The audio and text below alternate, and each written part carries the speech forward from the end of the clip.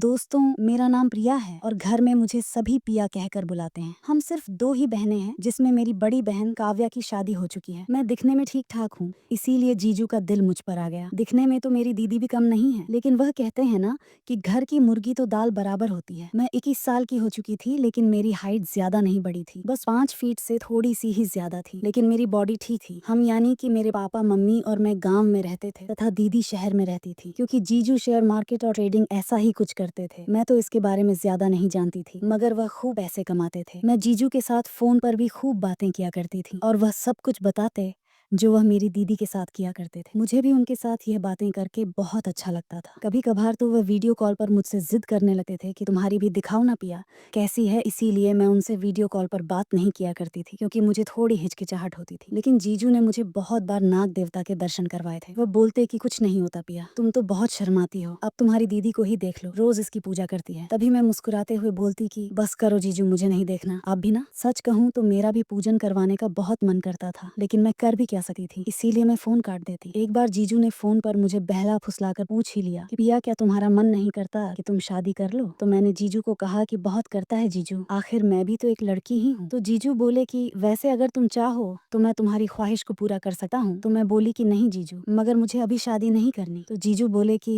अरे साली साहिबा, शादी की बात कौन कर रहा है, मैं तो आपको बिना शादी के ही सुख देना चाहता हूँ। तभी मैंने जीजू से कहा कि चलो ऐसी बात है तो फिर मैं आपको सोच कर बताऊंगी। अगले दिन फिर जीजू ने मुझे फोन कर लिया और पूछने लगे कि क्या हुआ पिया, तुमने बताया नहीं? तो मैं बोली कि जीजू वैसे मन तो मेरा भी कर रहा है, लेकिन आप मेरे जीजा जी लगते हो, अगर दीदी को पता चल गया तो वह गुस्सा करेंगी। तभी जीजू बोले कि अरे पिया, तुम इतना डरा मत करो, कुछ नहीं होगा, मैं कल तुम्हारे गाँव आ रहा हूँ, तुम बस तैयार रहना। लेकिन तभी मैंने जीजू से कह दिया था कि जीजू मेरी ना है, आप मत आना। शाम को मैंने फिर जीजू को फोन किया कि जीजू मैं सच कह रही हूँ, आप कल मत आना। लेकिन जीजू कहने लगे कि अब तो मैंने मन बना लिया है और अब तो मैं आऊंगा, देखता हूँ तुम कैसे नहीं मानती हो। मैंने बहुत रिक्वेस्ट की, लेकिन जीजू नहीं माने। सुबह 10 बजे तक जीजू गाड़ी लेकर घर आ चुके थे। घर में पापा मम्मी भी थे, तो जीजू उनके साथ बैठे बातें कर रहे थे और उन्होंने बहना भी बना लिया था कि मैं जरा कम से आया था, इसलिए सोचा आपसे मिलता चलूं। मैं रसोई में खाना बना रही थी, तो थोड़ी देर बाद जीजू सीधा ही रसोई में आ गए और उन्होंने जोर से मेरी छोटी खींची और बोले कि कैसी हो साली साहिबा, फोन पर तो बड़े नखरे दिखा रही थी, फिर इतना किसके लिए सजी हो? तभी मैं जोर से चीख पड़ी कि छोड़ो जीजू, आप भी ना। मैंने कितना मना किया था कि मत आना, लेकिन फिर भी आप आ गए। क्या आपका दीदी से जी नहीं भरता जो मेरे पीछे पड़े रहते हो? इतने में जीजू बोले कि आज तो बड़ी ही गुस्से में लग रही हो, चलो अभी तुम्हारा गुस्सा शांत करता हूँ। उसके बाद उन्होंने सोने का ब्रेसलेट निकाला और मेरे गले में डाल दिया। वास्तव में वह बहुत ही सुंदर था। मैंने पूछा कि अब इसकी क्या जरूरत थी जीजू? तो वह बोले कि यह तो साली साहिबा के लिए बस छोटा सा तोहफा है, बताओ कैसा लगा? तो मैं मुस्कुराते हुए बोले कि बहुत सुंदर है जीजू, लेकिन आप यह मत समझ लेना कि मैं इसके बदले आपको। तो जीजू बोले कि अरे नहीं पिया, यह तो बस ऐसे ही मन किया तो ले लिया। वैसे सच कहूँ तो ये तुम पर बहुत जच रहा है, बिल्कुल राजकुमारी सी लग रही हो। तभी मैं बोली कि बस करो जीजू, मुझे ज्यादा मस्खे लगाने की जरूरत नहीं है, मैं सब समझती हूँ। इसके बाद मैंने सभी के लिए खाना लगा दिया। जीजू भी भूखे ही आए थे, तो उन्होंने भी हमारे साथ खाना खाया और बातें भी करने लगे। मैंने सोचा कि जीजू शायद अभी जाएंगे, तो मैंने कंफर्म करने के लिए मजाक के मूड से पूछ लिया कि जीजू आप आज रुक जाते। तो जीजू बोले कि तुम्हें किसने कहा कि मैं जा रहा हूँ, मैं कल सुबह जाऊंगा, अगर आप लोगों को परेशानी हो रही है तो फिर मैं अभी निकल जाऊंगा। तो मेरे पापा बोले कि अरे नहीं, यह तो मजाक कर रही है, और उन्होंने मुझे ही डांट दिया। खाना खाकर जीजू गेस्ट रूम में आराम करने लगे तथा मम्मी पापा खेत चले गए, क्योंकि हमारे खेत में अभी चावल लगाए जा रहे थे। मैं भी पापा के साथ खेत जाना चाहती थी, क्योंकि मुझे पता था अगर मैं घर पर रुकी तो जीजू मुझे नहीं छोड़ेंगे, इसलिए मैंने पापा से रिक्वेस्ट की, लेकिन पापा ही नहीं माने। वह बोले कि अगर तुम भी चलोगी तो फिर दामाद जी घर में अकेले थोड़ी रहेंगे, इसीलिए तुम घर पर ही रुको। मेरे पापा से ऐसी बात सुनकर जीजू तो बहुत ही खुश हुए, क्योंकि अब हमें सारी दोपहर डिस्टर्ब करने वाला कोई नहीं था। इसके बाद मैं रसोई का काम निपटाने लगी और जैसे ही पापा मम्मी घर से निकले, जीजू तुरंत मेरे पीछे रसोई में आ गए और मुझे पकड़कर गेस्ट रूम में ले गए। मैंने बहुत छुड़ाने की कोशिश की, लेकिन वह नहीं माने। रूम में ले जाकर उन्होंने मुझे बेड पर बिठाया तथा खुद नीचे बैठकर मुझे मनाने लगे कि अब मान भी जाओ ना पिया। जीजू को नीचे बैठा देकर मुझे भी अच्छा नहीं लग रहा था, इसलिए मैंने उन्हें कहा कि जीजू प्लीज आप ऐसे मत करिए, चलिए ठीक है, पहले आप ऊपर बैठिए। मेरे मुंह से ऐसा सुनकर जीजू के चेहरे पर मुस्कुराहट आ गई और वह बोले कि चलो महारानी जी को थोड़ी दया तो आई। तभी मैंने जीजू से कहा कि अब आप ऐसे करेंगे तो मुझे मानना ही पड़ेगा। लेकिन सच कहूँ तो जीजू मुझे बहुत ही घबराहट महसूस हो रही है। तभी जीजू बोले कि कोई बात नहीं प्रिया, ये नॉर्मल है, फर्स्ट टाइम सभी को होती है, और वैसे भी तुम घबराई हुई और भी सुंदर लग रही हो। मेरे माथे पर थोड़ा थोड़ा पसीना आ चुका था। फिर जैसे ही जीजू स्टार्ट करने लगे उतने में ही काव्या दीदी का फोन आ गया, लेकिन जीजू ने तुरंत ही फोन काट दिया। उसके बाद फिर काव्या दीदी ने घंटी मार दी। जीजू फिर से फोन काटने वाले थे, लेकिन मैंने उनके हाथ से फोन ले लिया और उठा लिया। फोन उठाते ही दीदी गुस्से में बोली कि क्या बात है अर्नव, तुम फोन क्यों नहीं उठा रहे? तभी मैंने जवाब दिया कि दीदी वो मैं प्रिया बोल रही हूँ। तभी दीदी बोली कि अच्छा कैसे हो प्रिया,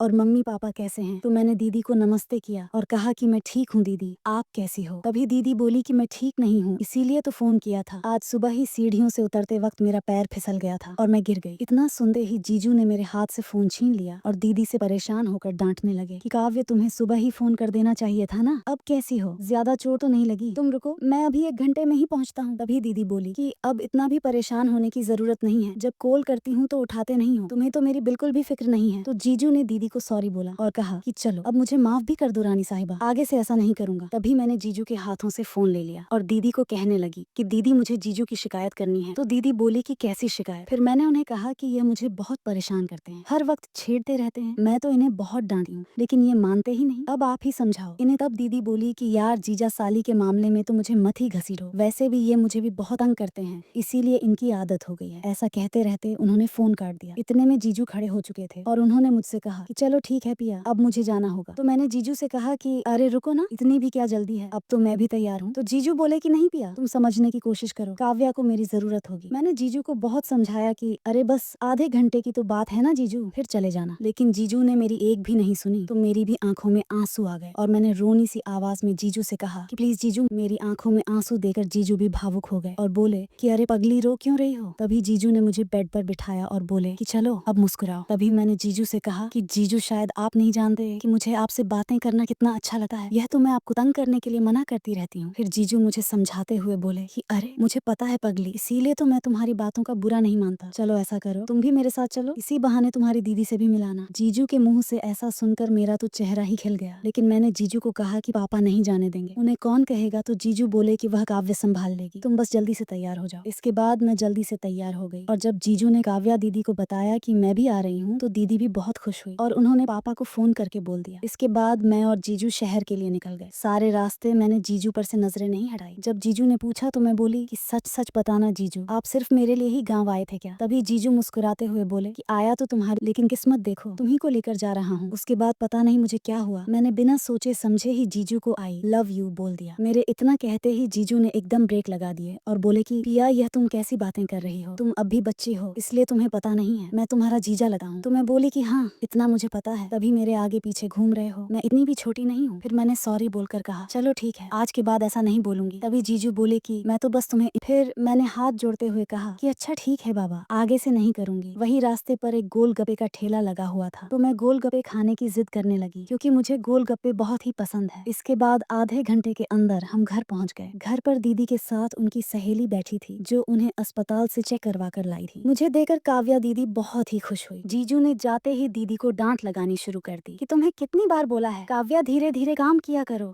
लेकिन तुम मेरी सुनती कहाँ हो। इसके बाद जीजू वहीं बैठ गए और मैं फ्रेश होने के लिए नहाने चली गई। नहाने के बाद मैं रसोई में सभी के लिए पोहे बना रही थी क्योंकि दोपहर में सभी को भूख लग गई थी। तभी रसोई में जीजू भी आ गए और वह बहुत ही खुश लग रहे थे। जब मैंने उनसे खुशी का कारण पूछा तो वो बोले कि पिया तुम जितनी अच्छी बाहर से हो उससे लाख गुना अच्छी अंदर से हो। तभी मैंने कहा कि जीजू वो तो मैं पहले से ही हूँ। तो जीजू बोले कि लेकिन मैंने तो आज ही देखा है तुम्हें बुरी नजर से बचाने वाले दिल, और जब तुम तब जाकर मैं समझी कि आज तो जीजू में लाइव दर्शन ही किए हैं क्योंकि बाथरूम में एक खिड़की भी थी। तभी मैंने आंखें चढ़ाते हुए कहा कि जीजू दीदी सच ही बोलती है कि आप बड़े बदमाश हो, कभी नहीं सुधरोगे। तभी जीजू मेरी तारीफ करते हुए बोले कि आप जैसी साली साहिबा साथ हो तो मैं सुधर कर क्या करूंगा। फिर मैंने जीजू को कहा कि चलिए अब जल्दी से दीदी के रूम में चलिए नाश्ता कर लेते हैं। तो जीजू बोले कि नाश्ता वास्ता छोड़ो बाद में कर लेंगे, पहले तुम मेरे साथ चलो, जब से तुम्हें ऐसे देखा है मुझसे तो एक पल भी नहीं रुका जा रहा। फिर जीजू ने मेरे हाथ से नाश्ते की थाली छुड़ाई और मुझे ले जाने लगे तो मैंने जीजू को रोका कि अरे जीजू छोड़िए ना, आप तो बहुत जिद करते हैं, आपको नहीं पता कि घर में दीदी भी है और वह जाग रही है, इतनी भी क्या जल्दी है, शाम को कर लेंगे ना, अगर दीदी को पता चल गया तो गड़बड़ हो जाएगी। जीजू बोले कि कुछ पता नहीं चलेगा, बस तुम चलो, तुम्ही ने तो कहा था कि सिर्फ आधे घंटे की ही बात है। लेकिन तभी दीदी ने आवाज मार ही दी कि दोनों रसोई में ही लड़ते रहोगे या नाश्ता भी लेकर आओगे, मुझे भूख लग रही है। तब जाकर जीजू माने की चलो अब जज साहब का ऑर्डर आ गया है तो फिर शाम को ही करेंगे, और हम नाश्ता लेकर दीदी के रूम में आ गए। आते ही दीदी ने कहा कि अर्नव इतना क्यों परेशान करते हो बेचारी को। दीदी के इतना बोलते ही मैं भी मुंह बनाते हुए कहने लगी कि दीदी यह मेरी बिल्कुल भी बात नहीं सुनते, हर वक्त मुझे छेड़ते रहते हैं, अब आप ही समझाओ इन्हें। तभी जीजू दीदी का हाथ पकड़ते हुए बोले कि अच्छा बाबा, आज से सारी मजाक मस्ती बंद, ठीक, अब चलो जल्दी से नाश्ता कर लो वरना ये ठंडा हो जाएगा। नाश्ता करने के बाद जीजू नहाने चले गए तथा मैं और दीदी उनकी शादी का एल्बम देखते देखते सो गए। शाम को मैंने फर्श पर पोछा लगा दिया तथा थोड़ा बहुत काम करके दीदी को आंगन में टहलाने लगी। तभी जीजू बोले कि पिया मैं बाजार जा रहा हूँ, अगर तुम्हें कुछ घर का सामान मंगाना है तो बता दो। तभी मैं जीजू से मजाक करते हुए बोली कि घर का सामान तो पूरा है, लेकिन आते वक्त मेरे लिए गुलाब जामुन जरूर लेकर आना, मुझे बहुत पसंद है, ऐसे पैसे बचाने से कुछ नहीं होगा। तभी जीजू बोले कि अच्छा ठीक है, ऐसा करो आज तुम खाना भी मत बनाना, मैं बाहर से ही ले आऊंगा। इतना सुनकर तो मैं और भी खुश हो गई थी। जीजू के मुंह से ऐसा सुनकर दीदी बोली कि मेरे लिए तो कभी भी बाहर से खाना नहीं लेकर आए, अब साली आई है तो उनकी इतनी सेवा हो रही है। तभी जीजू बोले कि अब मुझे आज्ञा दो रानी साहिबा, वरना यही रात हो जाएगी। जीजू के बाजार जाने के बाद हम टाइम पास करने के लिए टीवी देखने लगे। फिर रात के 8 बजे के करीब जीजू वापस आ गए थे तो आते वक्त मिठाइयाँ तथा खाना भी ले आए। इसके बाद हमने साथ बैठकर खाना खाया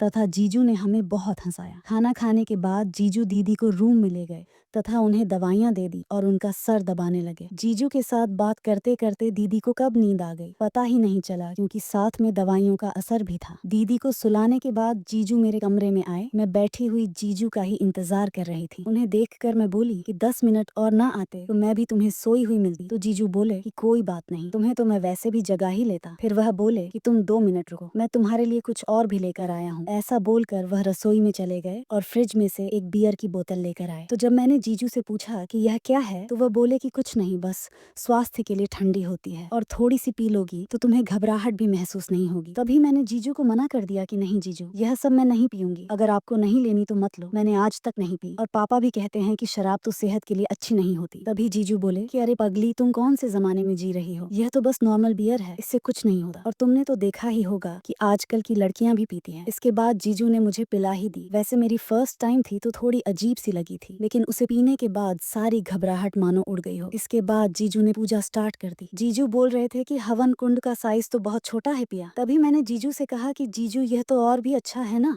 पुजारियों को छोटा हवन कुंड ही पसंद आता है। इसके बाद जीजू ने आधे घंटे तक पूजा की और उसके बाद हग गए। जीजू ने गंगा जल मेरे ऊपर ही छिड़क दिया था, इसलिए मुझे नहाना पड़ा। मैंने जीजू को बोला भी कि कम से कम इसे तो ऊपर न छिड़के, तो जीजू बोले कि क्या करूं, पिया गिर गया। इसके बाद जीजू अपने कमरे में चले गए तथा मैं नहाकर सो गई। रात को तो मुझे इतना पता नहीं चला, लेकिन सुबह मुझे पता चला क्योंकि मुझे मीठा मीठा दर्द हो रहा था। इसके बाद मेरा और जीजू का रोज का काम हो गया था। हमें पूजा किए बिना नींद ही नहीं आती थी। उधर दीदी भी बीमार थी तो जीजू भी मेरे ऊपर डिपेंड हो गए थे। मैंने 10-15 दिनों तक जीजू के साथ खूब मजे किए और इतने में दीदी भी वापस ठीक हो गई थी। इसके बाद जीजू मुझे वापस गांव छोड़ आए थे। फिर 2 दिनों बाद जीजू का मेरे पास फोन आया और उन्होंने कहा कि पिया, दरअसल तुम्हारी दीदी को सब कुछ पता चल गया था, वह तो तुम्हारी खातिर कुछ नहीं बोली, लेकिन जैसे ही मैं कल घर आया तो उसने मुझे बहुत डांटा और मुझसे बात भी नहीं की। वैसे मैंने काव्या को मना लिया है, लेकिन प्लीज अब तुम भी वह सारी बातें दिमाग से निकाल देना। यह सुनकर मैं भी डर गई थी, लेकिन काव्या दीदी दिल की बहुत अच्छी थी। मैंने तुरंत उन्हें फोन कर लिया और उनसे माफी मांग ली। दीदी बोली कि कोई बात नहीं पिया, तुम तो बच्ची थी, गलती तो इनकी ही है, लेकिन मैंने इन्हें समझा दिया है, आज के बाद ये ऐसा कुछ नहीं करेंगे और तुम घर पर भी कुछ मत बताना वरना मम्मी पापा भी परेशान होंगे। इसके बाद सब कुछ नॉर्मल हो गया और दीदी ने भी बात को आगे नहीं बढ़ाया, क्योंकि जीजू में भले ही लाख कमियां थी, लेकिन वह काव्या दीदी की हर बात मानते थे।